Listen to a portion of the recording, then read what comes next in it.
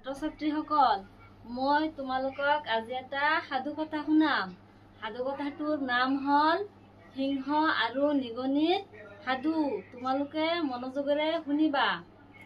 এদিনাখন এখন হাবিত এটা সিংহই গছৰ তলত শুই আছিল। সেইদিনা আছিল বৰ গৰমৰ দিন।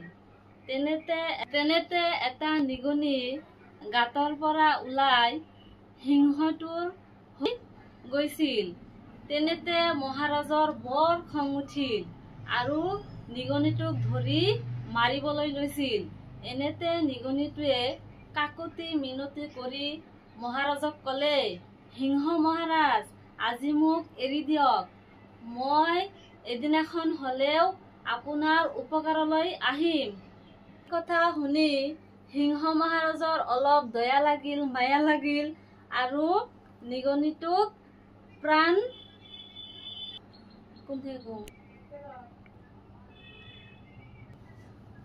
তেনেতে সিংহটোৱে নিগনিটোক প্ৰাণত এৰি দিলে। আৰু এদিনাখন সিংহটোৱে চিকাৰীৰ জালত পৰিল। সিংহটোক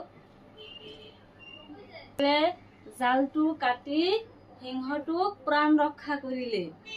এইখিনিৰ পৰা এইটোৱে শিক্ষা ল'ব পাৰি যে যিমানেই সৰু বস্তু বা প্ৰাণ নহওক কিয়, আমাৰ ওপৰৰ দাঁতেৰে জালটো কাটি সিংহটোৰ প্ৰাণ ৰক্ষা কৰিলে।